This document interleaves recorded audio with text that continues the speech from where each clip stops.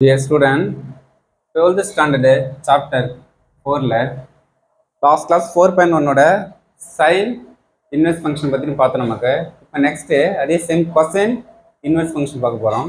அதில் எக்ஸாம்பிள் 4.5ல find the principal value of cos inverse of √3/2. Okay, sine இன்வெர்ஸில் -π/2 π/2 close interval நமக்கு sums பார்த்துருப்போம்.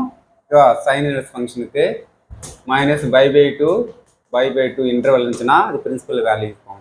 அதே கொசைன் இன்வெர்ஸில் என்னதான் பிரின்சிபல் வேல்யூ 0,π தான் நமக்கு ஃபங்க்ஷன் இருக்கும். அதெல்லாம் கரெக்டாக மெயின்டைன் பண்ணிக்க.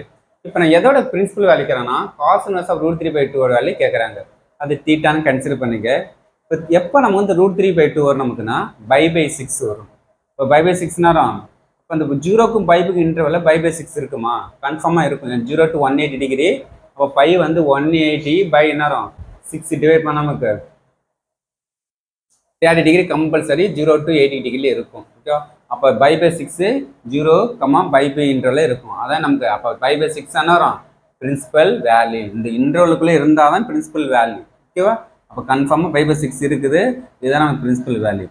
அதான் பிரின்சிபல் வேல்யூனா 0, π இதான் நமக்கு இன்டர்வல். இது காஸ் இன்வெர்ஸில். அதே சைன் இன்வெர்ஸில் -π/2, +π/2 ரெண்டுக்கும் டிஃப்ரெண்ட் தெரிஞ்சுங்க.